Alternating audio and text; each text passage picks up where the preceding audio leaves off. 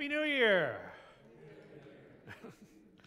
This is the first service of the new year. I'm Reverend Tom Capo, minister here at DuPage Unitarian Universalist Church. And today I want to talk to you about what it's like being your minister and sharing ministry with you. After each of these services today, I'll stay here in the sanctuary for a little while to answer any questions you have about my role in this church or the ministries of the church. As we begin, I want to offer a reading by Unitarian Universalist minister Reverend Gordon B. McKeeman. Ministry. Ministry is what we do together.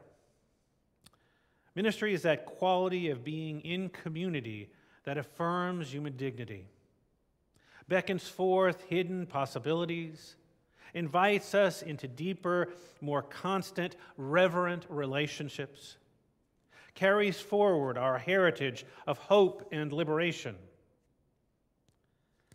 Ministry is what we do together as we celebrate triumphs of the human spirit, miracles of birth and life, wonders of devotion and sacrifice. Ministry is what we do together with one another in terror and torment, in grief, misery, and pain, enabling us in the presence of death to say yes to life. We who minister speak and live the best we know, with full knowledge that it is never quite enough. Yet we are reassured by lostness found, fragments united, wounds healed, and joys shared. Ministry is what we all do together. My friends, now I invite you to rise in body or spirit and join me in saying our mission statement, which is printed in your order of service and also to your left up here. And please remain standing for our first hymn. We gather as an inclusive community to grow in character, mind, and spirit, and to transform the world toward fairness, love, and compassion. Let us join together in hymn number 6 in the gray hymnal, Just as Long as I Have Breath. Again, the words will be projected.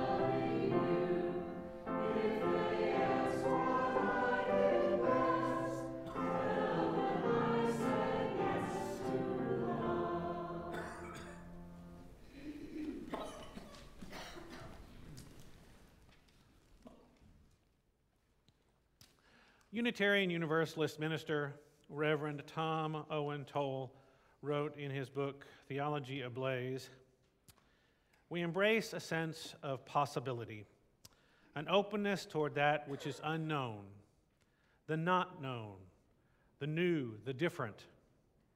an openness that fosters qualities of authenticity, curiosity, creativity, courage, and compassion, all of which nurture hope and healing in our world. This congregation, you all, called me to be your minister about 3.5 years ago.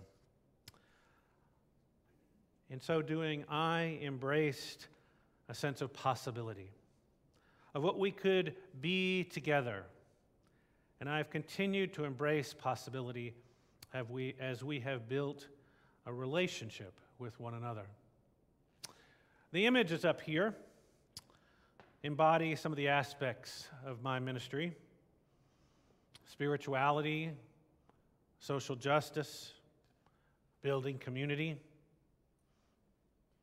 And each of these photos shows the symbiotic nature of my shared ministry with you. The first picture is from the winter solstice service. That's me with the wreath around my head with the icicles. Martha made that for me at a wreath-making workshop, I believe.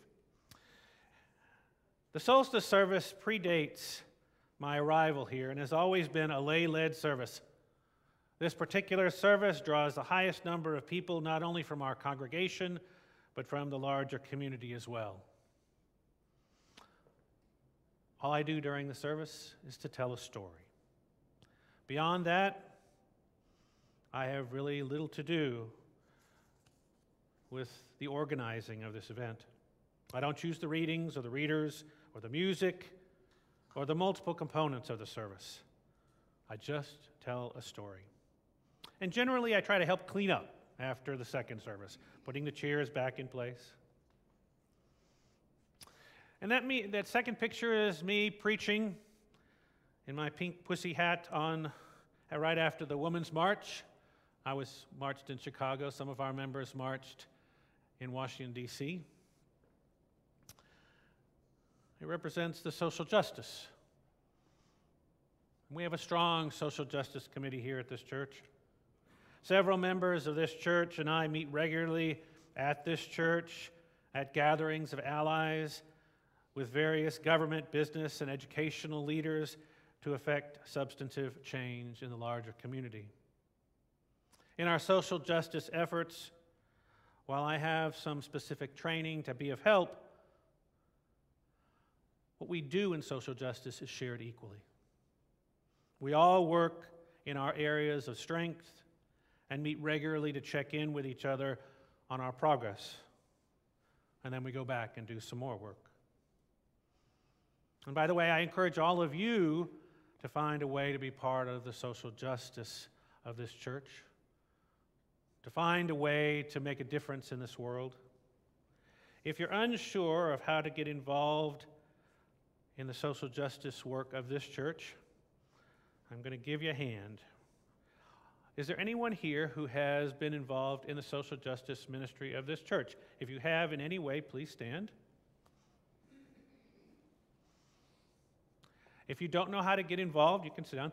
Those are the people to go talk to, and they'll help you find a way to get involved with the social justice ministry of this church. And lastly, this is a picture that is particularly close to my heart. That's Eleanor Hobbs. That's her child dedication ceremony. I'll never forget. She asked to be dedicated.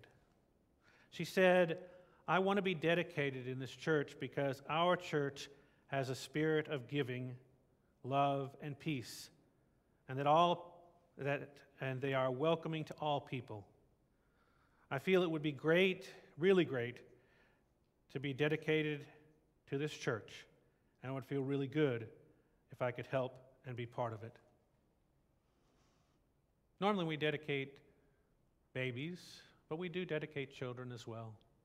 And it was just special to hear that it was her initiative, her desire to be part of this church that started this ceremony for her. Child dedications, weddings, memorial services are kind of the other end of the spectrum. They are ministries I perform pretty much on my own. However, for the child dedication, Like with Ellie, her parents wrote a little blessing for her to be read during the service. Weddings are a process where I help a couple create their own ceremony, something that will be meaningful to them. And as for memorial services, or what we call celebrations of life, I offer a framework to families to help them create the service. I've done as little as offering an opening and closing for a celebration of life to creating the whole service, including a eulogy.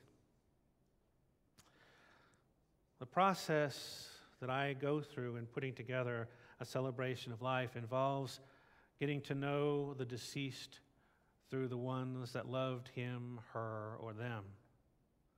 What's particularly important to me is to hear the stories of the deceased that are meaningful to the ones that love them.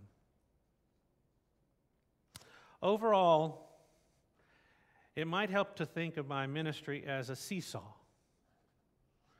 Sometimes the work of the church, the ministries here, are almost completely lay-led. Sometimes it's more of a 50-50. Sometimes I, as the minister, take the lead in the work of the church. Spirituality, social justice, building community are all anchors as I serve as your minister. And they inform my choices, how I spend my time.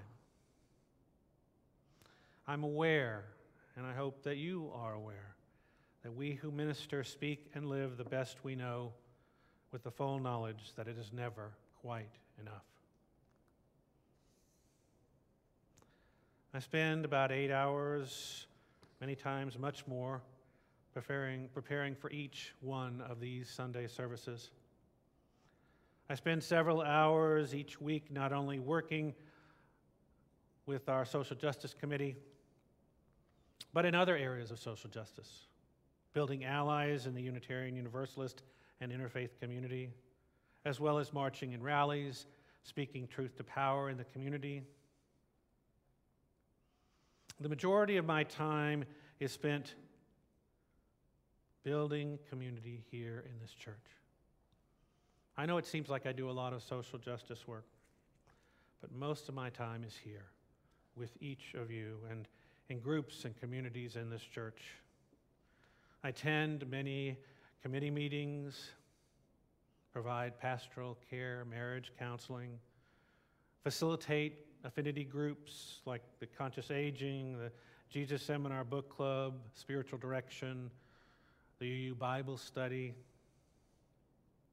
I visit people in hospitals and jails and courts and meet with people who are deeply concerned about this church. My first priority has been and will continue to be making time for all of you, for anyone who wants to come and talk to me about anything. Your lives, our church, what's going on in the world, anything that you want to talk about. And included in this building community is mediating conflict. I mediate conflict between members, with committees, with staff. Mediation is not easy, not comfortable, but it does provide an opportunity for people to work through and learn from conflict. I prefer to talk to people who have difficulties with me, for instance, face to face. So we have an opportunity to get to know each other and for me to understand what you need from your minister.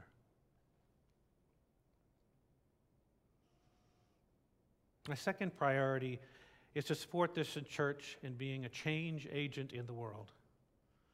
DuPage Unitarian Universalist Church is increasingly becoming recognized as a change agent.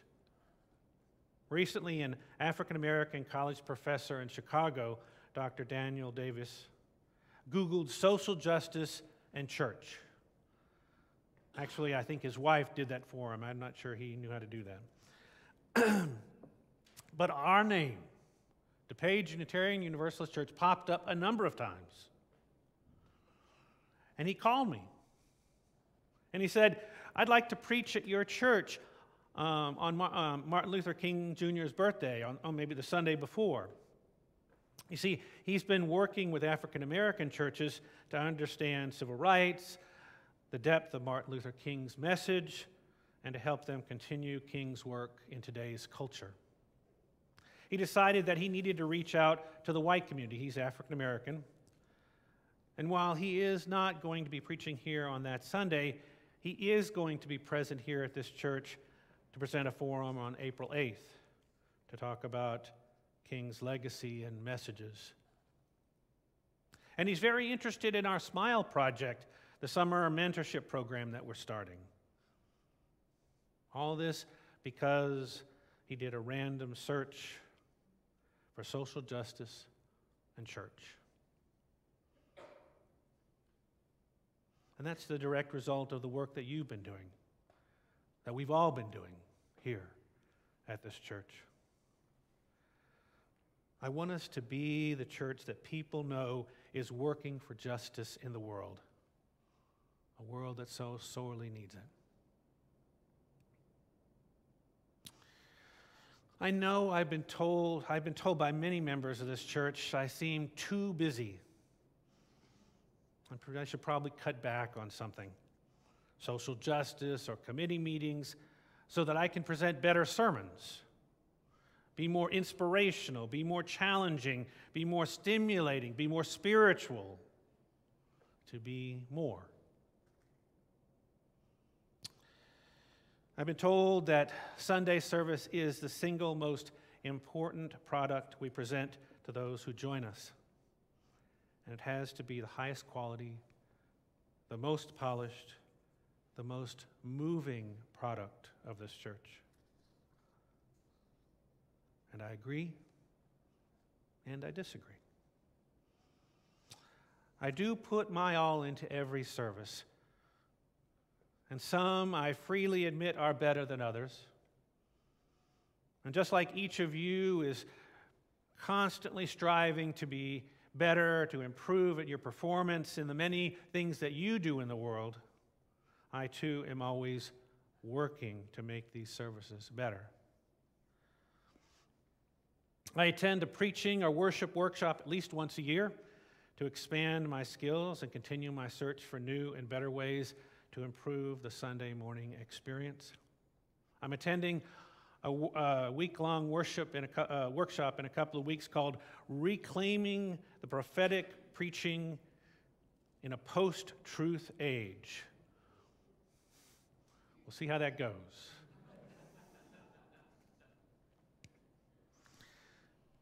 I'm very aware that some of you find some of my services very moving, and others, to put it kindly, experience Sunday morning worship as substandard. We are a diverse community, and what each person wants or needs or is looking for is diverse. If we're a doctrinal denomination, may it be easier to write sermons that would appeal to the majority of the people the majority of the time.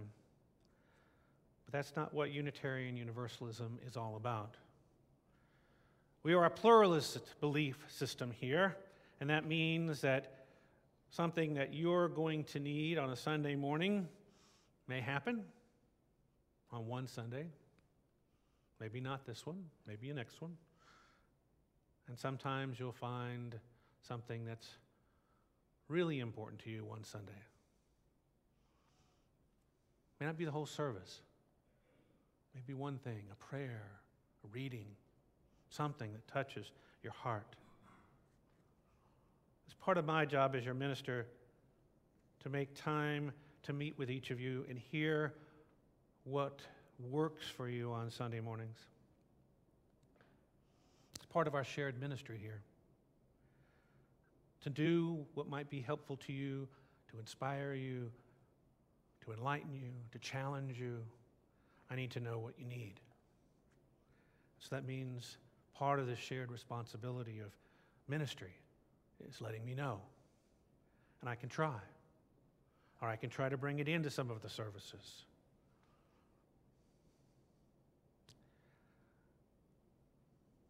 I will always make an effort to bring here things that you ask for. Recently, someone told me that they feel more of a sense of, they want to feel more of a sense of connection or community, a bringing together of what's common to us here on Sunday mornings. And I had to say, we have a number of groups here in this church that I'm called to serve. In each of those groups, each of those individuals, each of our members has very different needs. We have pagans and humanists and Buddhists, and we have Jewish and Christian people here, agnostic and atheist. The person believes that Sunday morning should be a time that focuses just on the needs that are common between us. And while I think that's a valid point, Sunday service for me is about offering perhaps a little something for each group here every Sunday. And then trying to speak my truth, which is informed by my experience and my understanding of the world. I am and probably always will be trying to figure out the best way to offer meaningful, inspirational Sunday services to this diverse community. As a Unitarian Universalist, and as a Unitarian Universalist congregation, we have what is called freedom of the pulpit and freedom of the pew. This is different from many other denominations. The freedom of the pulpit means whoever is leading the service here speaks his or her or their own truth, which may or may not completely resonate with everyone who's seated out there in the pews, or in our case, the chairs. And the freedom of the pew means that the people in the pews listen with an open heart and mind, utilizing what is useful to them that they hear, finding what is helpful to them, and leaving the rest. My belief, maybe my hope, is that each of you in the pews search for what is useful to you and helpful to you and inspiring to you, or what is challenging to you each Sunday. And I say this without reservation. Leave the rest. Don't focus on what doesn't touch you. Don't look for what you don't believe in. Don't leave here embracing only what doesn't work for you. Because then each Sunday you will leave with a hole inside. And there'll be no reason to keep joining us here for Sunday morning worship.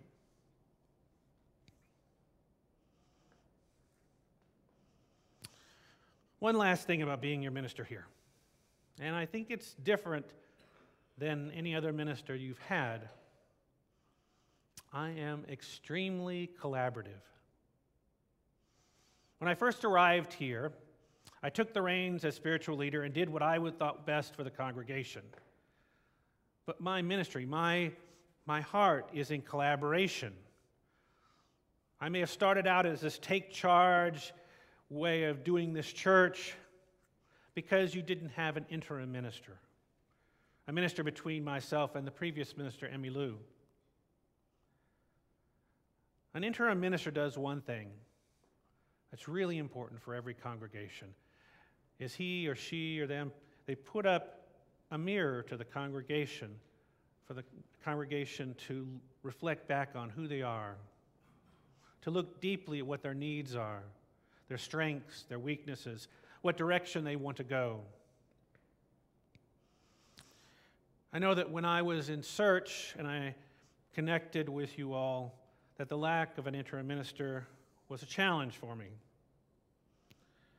But all the wonderful and exciting qualities of this church called me here. And I said yes. Because I believe that between you and I, we could figure out if anything came up and deal with it, whatever issue. Now I wonder if I and you didn't miss a couple of things. One example is I learned this week that a time of prayer or meditation was not a regular practice for each Sunday service before I came here. And yet, I implemented a prayer and meditation time every single Sunday, having no idea that I had completely changed the routine of the worship service. And this affected some of you, and I just learned about that recently. As I said, I am a collaborative leader, and I will continue to be. So I will continue to bring people into worship. This morning is an anomaly. I'm doing the whole service. Normally, I have a worship associate up here with me, so that there's a different voice that you hear on that Sunday morning. Different voices offer different ways of presenting and break up the monotony of one voice up here. They can also offer a different perspective than the minister. In the next few months, I will be sharing the pulpit with our pastoral ministers, with our committee on ministry, with some of you. Some of you will be asked by our visitor relations and congregational life committees to speak about your experiences here at this church. I find the process of collaboration offers more to congregations, more messages, more truths, more diversity from this pulpit. And isn't that what makes this church what it is? Our unity in diversity.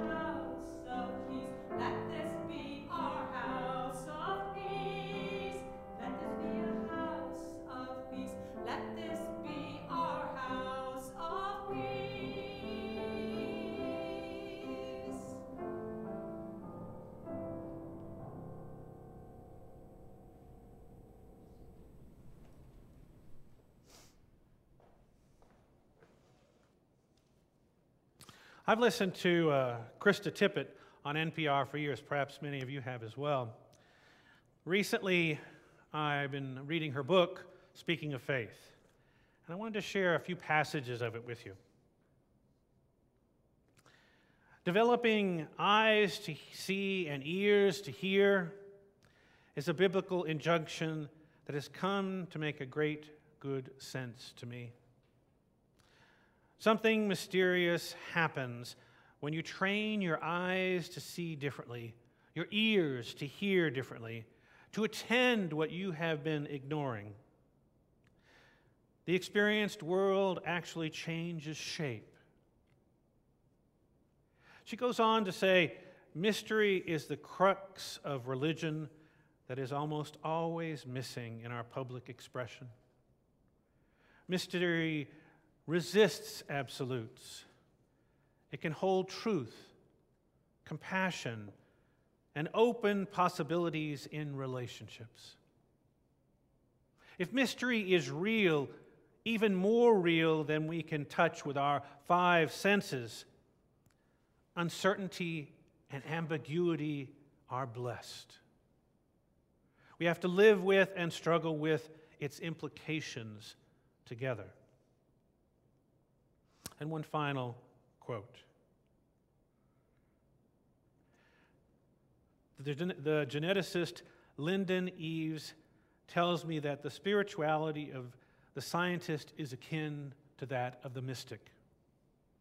Its constant endeavor to discern the truth while staying open to everything you do not yet, cannot yet know. It is to live boldly and assertively with the discoveries you made, all the while anticipating better discoveries yet to come. It is life. It is a life, in that sense, marked by an enlivening, creative humility.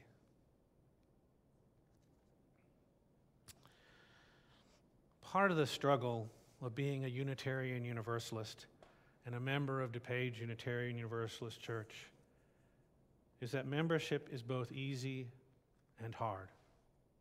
Easy because all you need to do is take a couple of courses, like about 2 hours in the afternoon on a couple of Sundays, sign the book, make a pledge of record.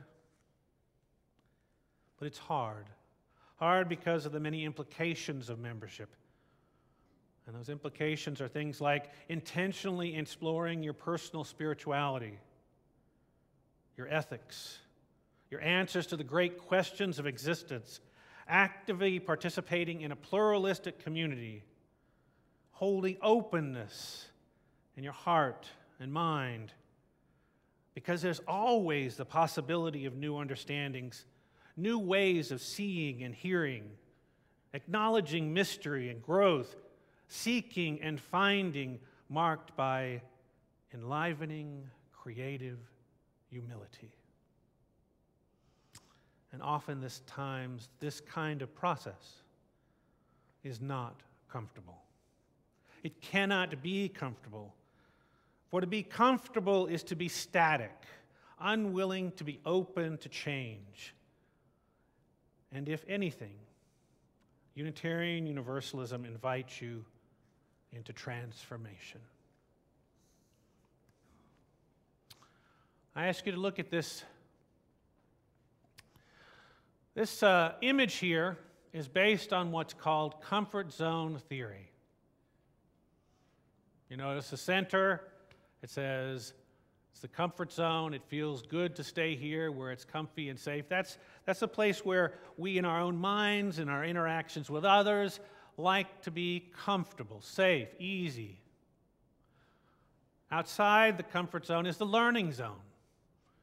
It's uncomfortable. If an idea comes into our hearts, our minds, or our interactions with another person, it requires us to stay focused, to provide some effort and attention. And the panic zone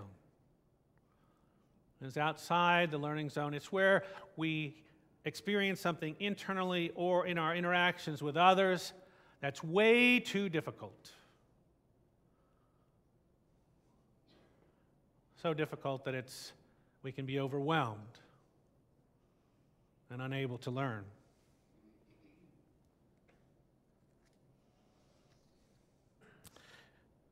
Being part of a Unitarian Universalist congregation, we will be challenged mentally, emotionally, spiritually. You'll be taken out of your comfort zone. You'll be taken out of your comfort zone in worship, in having a discussion during coffee hour, involved in some activity or social justice. You'll be exposed to new information, new awareness, which pushes against what you have decided is right or wrong, true or false, real or illusory.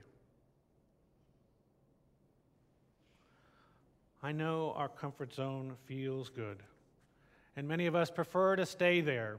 It's easy, comfy, safe, in control. But you don't learn there. You don't grow there. You don't change there. And that's what being in a Unitarian Universalist congregation is about. Being willing to grow, being willing to look, to see, to hear differently. We can discover more about ourselves and our world really only in that learning zone, that edge of our comfort zone. It's the best place to expand our understanding and our perspectives, to stretch ourselves.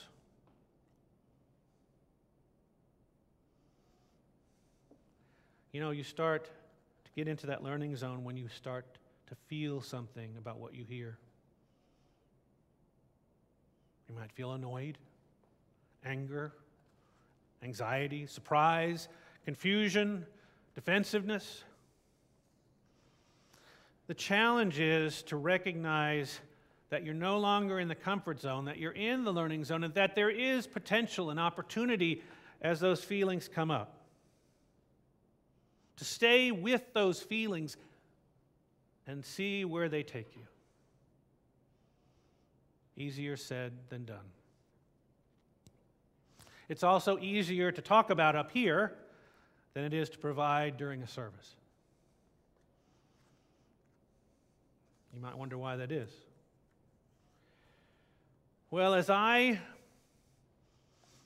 travel with you up here or in that learning zone, sometimes I might just trigger something that sends you into the panic zone. Not intentionally, but I don't know what it is that is triggering you. A trigger is a word or a phrase that stimulates an emotional response, that taps into those feelings. And those feelings provide an opportunity to learn, but they also provide the opportunity and the possibility of panic, rage, despair, feeling paralyzed, or being defensive or reactive. If a trigger is so intense for you and causes you such anxiety and difficulty, then you're probably in the panic zone. As I said, we don't make progress in the panic zone or the comfort zone. And if we get into the panic zone, our first reaction is to jump back into the comfort zone, build walls around the comfort zone, and try to stay there safe and cozy and not come out again.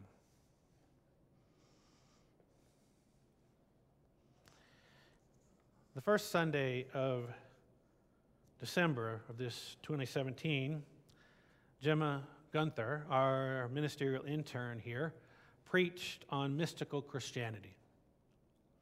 She spoke about her experience and her thoughts on such topics as the Catholic saints, supernatural experiences, mysticism, and offered a meditation based on Mary, Mother of Jesus.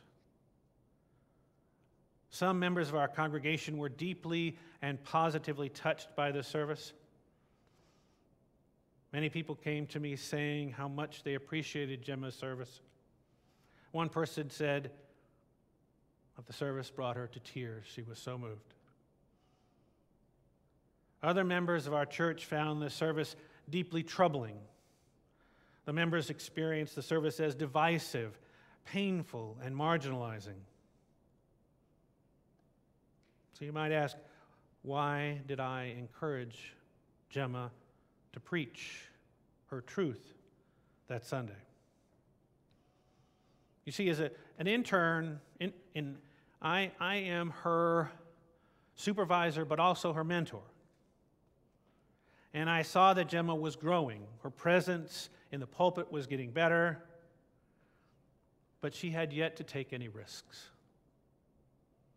She had yet to speak on the truths she held in her heart, still holds in her heart. I felt it was an important step for her in her journey as an ordained minister to take the risk in this, her teaching church, to speak from her heart, even though she was afraid, even though she knew there would be pushback. As a teaching church, We support our interns in taking risks and then giving them honest feedback. Multiple people in this church and in Gemma's seminary helped her craft this service over a period of weeks. And after the service, 2 people shared with Gemma honestly and respectfully about how difficult the service was for them. That's what she needed, both the positive and the troubling. This is important for Gemma and her development as a minister. But I think also that Gemma's service gave us, as a church, an opportunity to explore how we, both individually and as a community, can make shared meaning from the polarizing reactions of a service or an interaction or an activity here at this church. Our third principle of our 7 principles states that we accept one another and encourage each other to spiritual growth. Easy to say. Harder to live out in our daily interactions. It would be easy to ignore Gemma's service as an anomaly and downplay the strong negative reactions of some members of this congregation. It would be easy to ease back into our comfort zone, or as Unitarian Universalists, we could embrace the discomfort of the learning zone and consider what we individually and collectively learned from the experience. What new insights this experience might offer.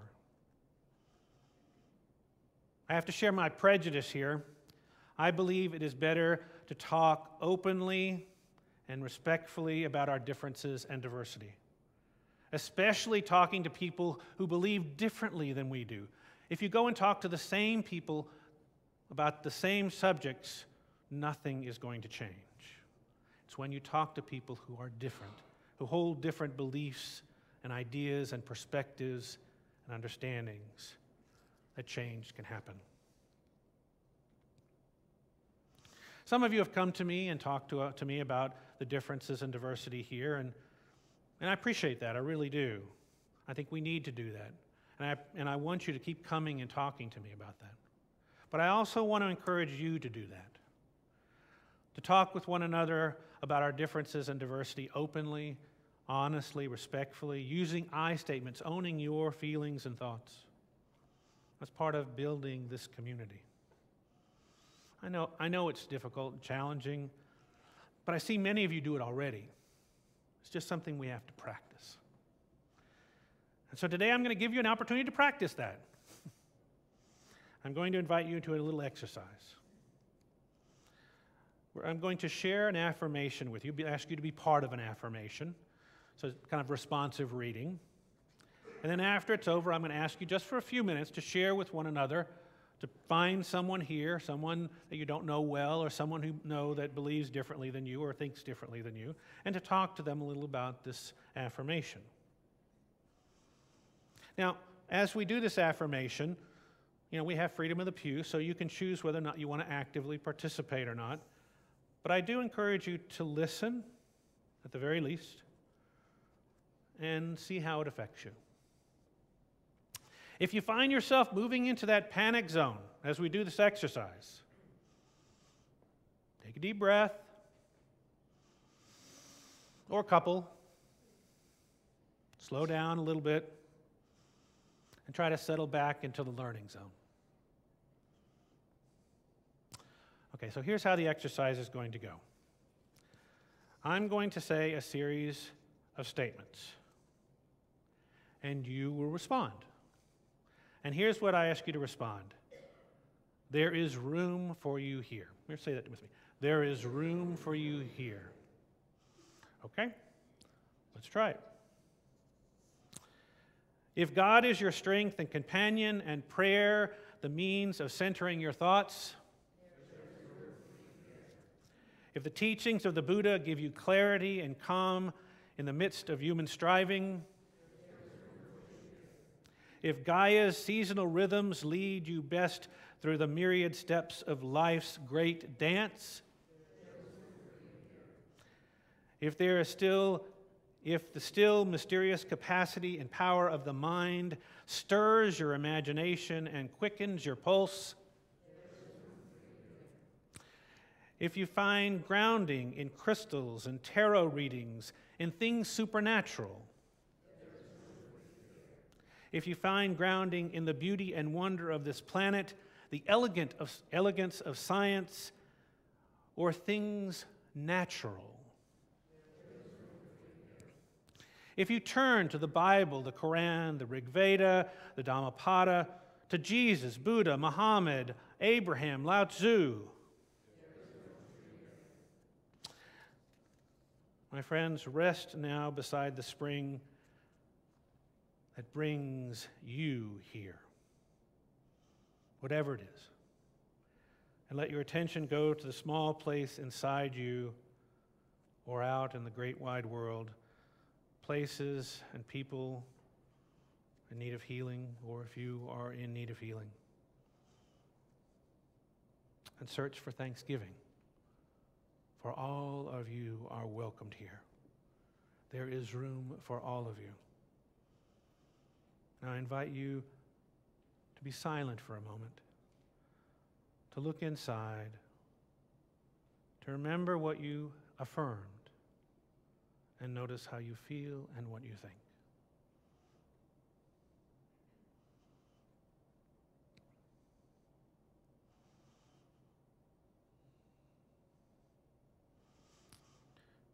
Now, regardless of whether you actively participated in this responsive reading, I want you to find someone to talk about what you just experienced as you said, there is room for you here, as I made all these statements.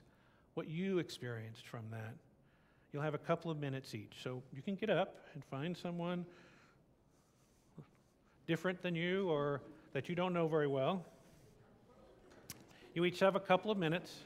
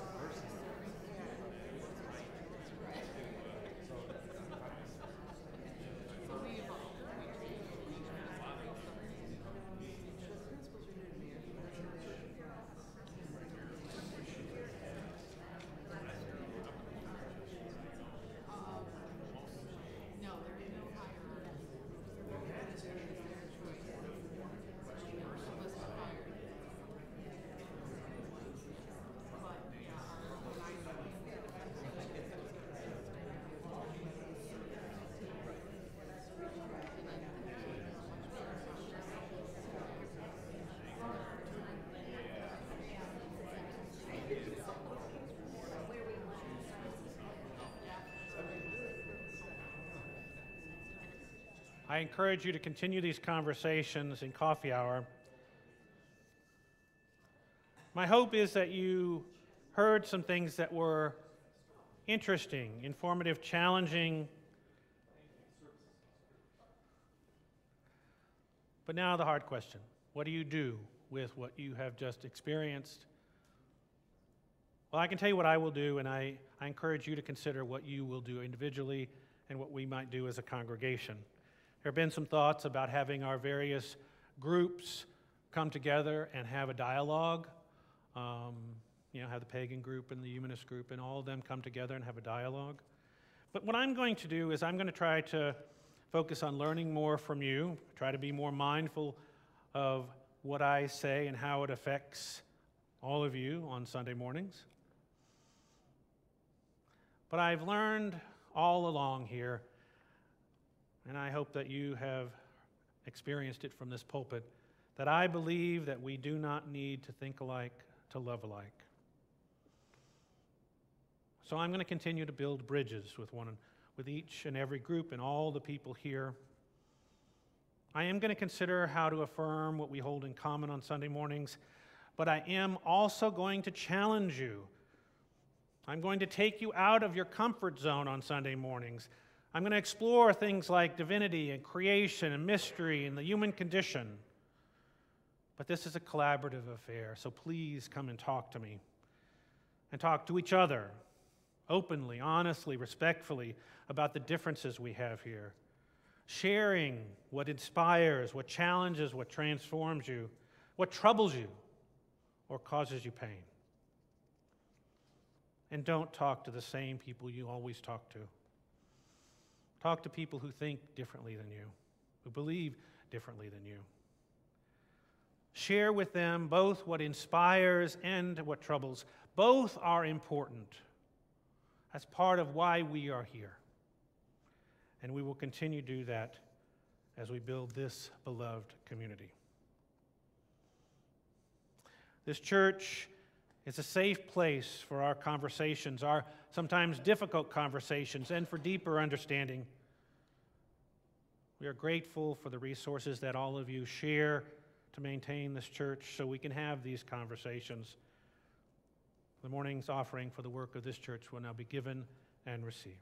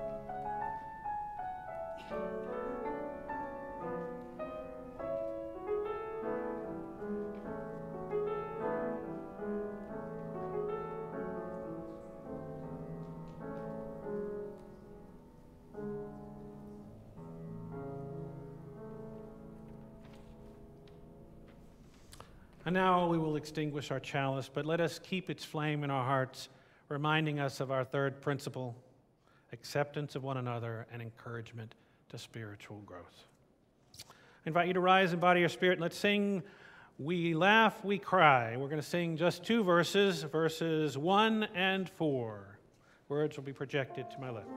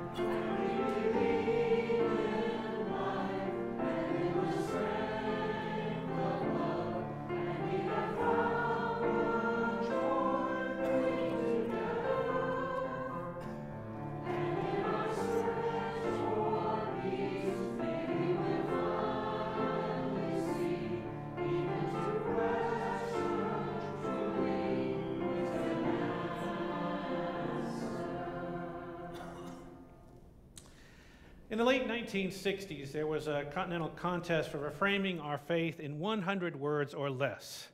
Here is the winning statement by Edward Schnepp.